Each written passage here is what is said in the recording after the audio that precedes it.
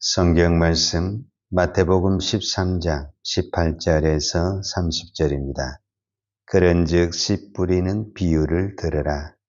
아무나 천국 말씀을 듣고 깨닫지 못할 때는 악한 자가 와서 그 마음에 뿌려진 것을 빼앗나니 이는 곧 길가에 뿌려진 자요. 돌밭에 뿌려졌다는 것은 말씀을 듣고 즉시 기쁨으로 받되 그 속에 뿌리가 없어 잠시 견디다가 말씀으로 말미암아 환난이나 박해가 일어날 때는 곧 넘어지는 자요. 가시떨기에 뿌려졌다라는 것은 말씀을 들으나 세상의 염려와 재물의 유혹에 말씀이 막혀 결실하지 못하는 자요. 좋은 땅에 뿌려졌다라는 것은 말씀을 듣고 깨닫는 자니 결실하여 어떤 것은 100배, 어떤 것은 60배, 어떤 것은 30배가 되느니라 하시더라. 예수께서 그들 앞에 또 비유를 들어 이르시되 천국은 좋은 씨를 제밭에 뿌린 사람과 같으니 사람들이 잘 때 그 온수가 와서 곡식 가운데 가라지를 덧뿌리고 갔더니 싹이 나고 결실할 때 가라지도 보이거늘 집 주인의 종들이 와서 말하되 주의 밭에 좋은 씨를 뿌리지 아니하였나이까. 그런데 가라지가 어디서 생겼나이까. 주인이 이르되 온수가 이렇게 하였구나. 종들이 말하되 그러면 우리가 가서 이것을 뽑기를 원하시나이까. 주인이 이르되 가만두라. 가라지를 뽑다가 곡식까지 뽑을까 염려하노라. 둘 다 추수 때까지 함께 자라게 두라. 추수 때 내가 추수꾼들에게 말하기를 가라지는 먼저 거두어 불사르게 단으로 묶고 곡식은 모아 내 곡간에 넣으라 하리라. 아멘.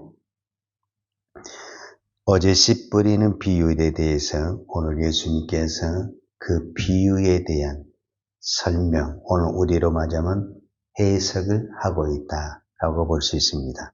그러니까 어제 우리가 비유에 대해서 배웠거든요. 비유가 뭐냐? 비유는 두 가지 의미가 있는데 첫째는 비밀이다. 두 번째는 특정인 어느 누구에게만 알게 한다라는 의미를 가지고 있습니다. 그러니까 어제 그 큰 무리 안에 무리도 있고 제자들도 있습니다. 그 제자들에게 예수님이 또 그 무리에게 예수님이 씨 뿌리는 비유로 말씀을 했습니다. 그것이 13장 1절에서부터 우리가 17절에 있는 내용입니다.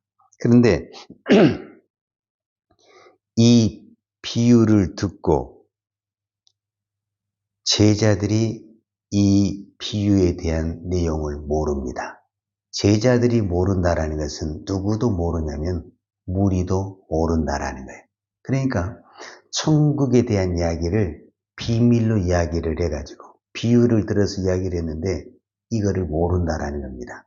그러니까 예수님이 하고 싶은 이야기는 지금 농부가 씨 뿌리는 농사 짓는 이야기를 하는 게 아니잖아요. 겉으로 보기에는 농부가 농사 짓는 이야기를 했던 거지만 이 농부와 이 씨가 무엇인가를 알아야만이 천국의 비밀을 아는 거잖아요. 지금 예수님이 농사 짓는 법을 가르치기 위해서 그 사람들을 넣어놓고 농사에 대한 이야기, 그거를 강의한 건 아니잖아요. 이거는 천국에 대한 이야기를 이렇게 지금 비유로, 비밀로 섞어서 이야기를 하는 거잖아요. 그래서 어제 제자들이 질문을 해요. 13장 10절에 보면 제자들이 예수께 나와 이르되 어찌하여 그들에게 비유로 말씀하시나이까? 대답하여 이르시되 천국의 비밀을 아는 것이 너희에게는 허락되었으나 그들에게는 아니 되었나니 그랬어요.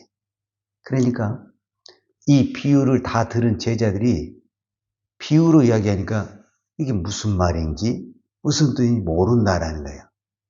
그래서 왜 비유로 하십니까? 라고 말을 했을 때 너희에게는 천국의 비밀이 허락되어 있으나 그들에게는 허락되지 아니했다. 그리고 이제 제자들만 모아놓고 이 천국에 대한 비밀, 이 씨 뿌리는 대한 비밀을 다시 해석을 해주는 거예요. 이제 이것이 진정 비밀을 풀어주는 거죠. 그러니까 오늘 본문은 씨 뿌리는 것에 대한 해석임과 동시에 제자들에게만 이 비밀을 풀어주는 내용이다 라고 말씀할 수가 있죠.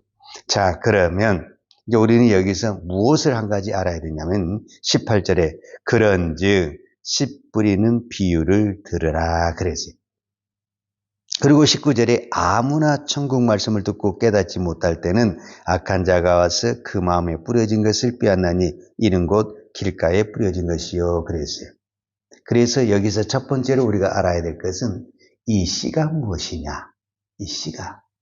그랬을 때 오늘 19절에서는 천국 말씀이라고 그랬어요. 그런데 이 똑같은 비유가 누가복음 8장에도 나와 있습니다. 누가복음 8장에도 똑같은 이 비유를 들었는데 제자들이 이거를 잘 몰라요. 그래서 누가복음 8장 9절에 보면 이 씨 뿌리는 비유를 들은 다음에 제자들이 예수님에게 이렇게 질문을 해요. 제자들이 이 비유의 뜻을 물으니 그랬어요. 이 비유가 도대체 무슨 의미를 가지고 있습니까? 하고 이해를 못하니까 제자들이 예수님에게 질문을 했다라는 거예요. 그때 예수님께서 10절에 이르시되 하나님의 나라를 비밀을 아는 것은 너희에게는 허락되었으나 다른 사람에게는 비유로 하나니 이는 그들로 보아도 보지 못하고 들어도 깨닫지 못하게 하려 함이라. 이 비유는 이러하니라 하면서 이제 이 비유에 대한 해석을 하는데 이 비유는 이러하니라 씨는 하나님의 말씀이요 그랬어요. 그러니까 마태복음 8장 11절에 이 비유는 이러하니라 씨는 하나님의 말씀이요 그랬어요. 그러니까 여기서 지금 예수님이 농부가 씨 뿌리는 이야기라는 것은 농사 짓는 법을 강의한 게 아니라니까요.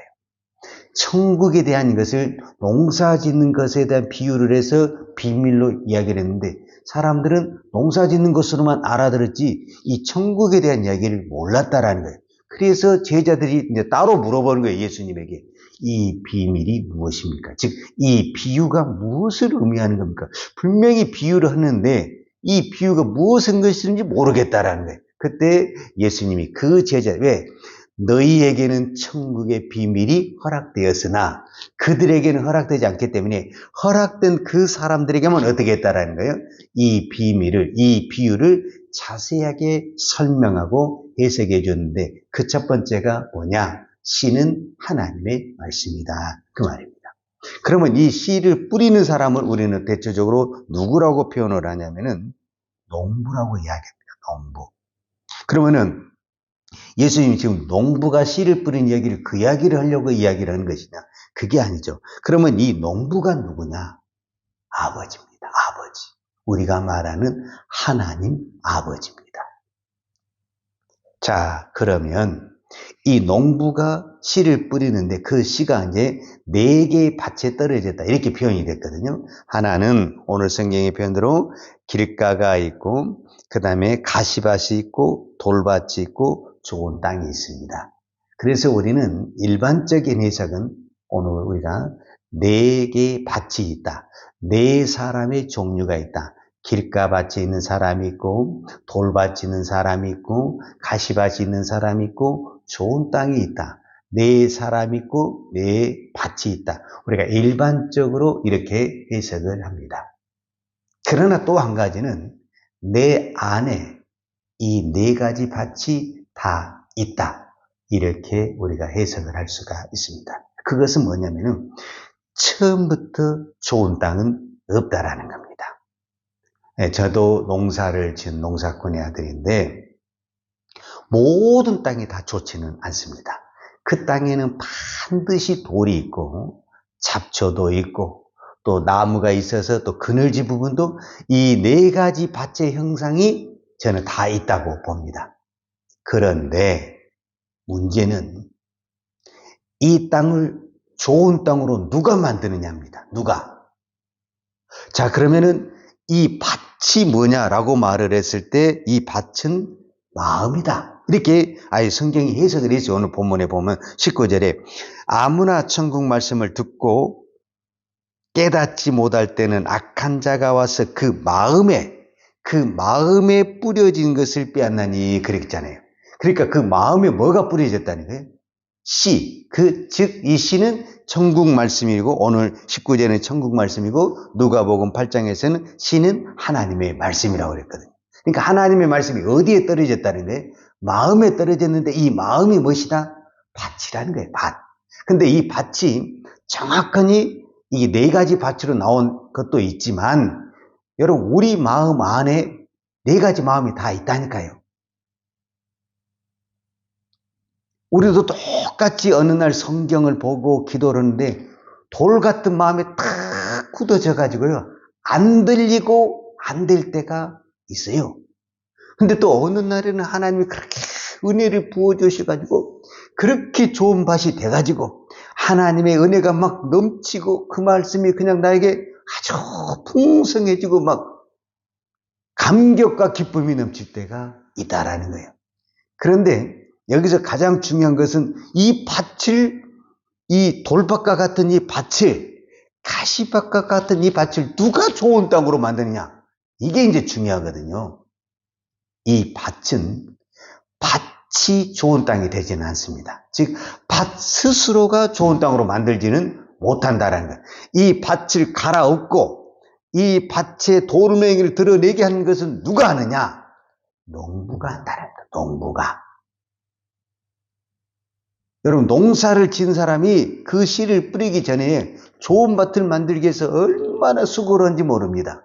제가 농사를 지어봐서 알거든요. 씨를 뿌리고 뭐 경작을 하려면 반드시 땅을 어떻게 됐냐? 갈아엎어야 됩니다. 그리고 갈아엎으면 거기서 반드시 뭐가 나오냐면 겉으로 보기에는 돌멩이가 없어요. 근데 딱 갈아엎기 시작하면은 속에 있는 막 돌도 나오지 나무도 나오지 막 필요 없는 것들이 우리로 말하자면 쓰레기 같은 것들이 많이 나오게 되죠. 그거를 다 갖다 버려야 되는 주워서 이 모든 일을 누가 하느냐? 농부가 한다라는 겁니다. 농부가. 그런데 성경은 이 농부가 누구냐라고 말을 했을 때 농부가 하나님이다. 이렇게 말씀을 했습니다. 결국은 우리의 마음을 뒤집어 엎고 우리로 하여금 세상 것을 버리게 한 건 하나님 내가 한 것이 아니다 그 말이에요. 밭이 할 수가 없다라니까요. 밭을 뒤집을 수가 없는 거예요. 이 밭을 뒤집을 수 있는 것은 농부만이 할 수가 있는 겁니다. 그래서 우리의 모든 것을 우리가 늘 고백하고 또 고백하지만 하나님이 하셨습니다. 이게 빈말인 것 같고 그냥 누구나 하는 것 같지만은 이게 정답이고 이게 옳은 말씀입니다. 나를 나되게 하는 것이 하나님이십니다. 나를 변화시킨 것이 하나님이십니다. 오늘도 이 새벽에 기도하게 하신 것이 하나님이십니다. 오늘도 내가 하나님의 말씀을 듣게 하신 것이 하나님이십니다. 여러분 그 위대한 사도 바울도 처음부터 좋은 밭이 아니었습니다. 그 안악하고 예수 믿는 사람을 잡아다가 죽이기까지 했던 사람이 누구냐면 사도 바울입니다. 그 마음이 얼마나 강팍했습니까? 오늘 우리로 표현하면 돌밭이고 가시밭과 같은 그런 못된 밭이었습니다. 그러나 예수님이 강권적으로 만나가지고 그 밭을 어떻게 확 뒤집었지 않습니까? 그래가지고 완전히 무슨 밭이 됐습니까? 말 그대로 좋은 밭이 됐습니다. 좋은 밭이. 그래서 사도 바울이 통해서 30배, 60배, 100배 놀라운 하나님의 교회가 세워지고 하나님의 성도가 세워지고 주의 백성들이 세워졌다라고 볼 수가 있습니다. 오늘 나 자신도 마찬가지입니다. 우리가 모태에서부터 막 좋은 밭이 태어난 사람이 도대체 몇 명이나 있습니까? 우리는 태어날 때부터 죄인인데 그런데 긍휼에 풍성하신 하나님의 은혜, 그래서 이것을 하나님 은혜라고 할 수밖에 없는 겁니다. 내가 예수 믿는 것도 하나님의 은혜요. 내가 지금까지 예수를 믿어서 교회를 섬길 수 있고 직분자가 될 수 있었던 이 모든 것은 하나님의 은혜, 이 농부의 사랑, 농부의 정성이 아니고는 답이 없습니다. 오늘 우리의 신앙은 농부가 만들어가는 것입니다. 농부가 만들어가는데 문제가 뭐가 있냐면은 밭을 농부가 만들어 갔을 때 농부가 밭을 기경을 하지 엎어 놓잖아요. 그럼 엎어 놓은 대로 있어야 돼요. 왜 엎으겠어요? 엎어놔야만이 좋은 땅이 되고 엎어놔야만이 30배, 60배, 100배를 만들 수 있기 때문에 농부가 밭을 엎는 겁니다. 그러니까 이 엎을 때는 이 밭에게는 어떤 부분에서는 뒤집어는 거니까 고통이 되고 아픔이 되고 어떤 어려움이 있을 수 있잖아요. 그러니까 그런 과정, 이 우리로 하니 고난이라고 할 수가 있죠. 우리로 이제 우리 마음으로 봤을 때는 마음을 뒤집어 엎어야 되니까 내 성질대로 할 수가 없잖아요. 성령이 내 마음을 성령의 마음으로 뒤집어야 되니까 그게 얼마나 우리에게 답답함을 줄 수도 있고 때로는 인내를 줄 수도 있고 어떤 환난과 핍박과 질병을 줄 수도 있지만 그때마다 우리는 뭐만 하면 되냐? 농부가 하는 대로 그대로 있기만 하면 되는 겁니다. 농부가 하는 대로 따라가기만 되고 농부가 하는 대로 그대로 했기만 하면은 뒤집든 엎든 일은 누가 하십니까? 농부가 하십니다. 즉 하나님이 하십니다. 오늘 또 우리는 믿음으로 기도합니다. 일은 하나님이 하십니다. 내가 하는 것 아닙니다. 목사가 하는 것도 아니고 장로가 하는 것도 아니고 하나님이 하십니다. 오늘 이 새벽에 기도하고 우리가 믿음으로 순종만 하면 하나님이 역사하시고 하나님이 뒤집으시고 하나님이 응답하시고 하나님이 열매 맺게 해 주실 줄로 믿습니다. 기도하겠습니다. 하나님 아버지 감사합니다. 오늘 또 저희를 기도의 자리에 불러주시니 감사합니다.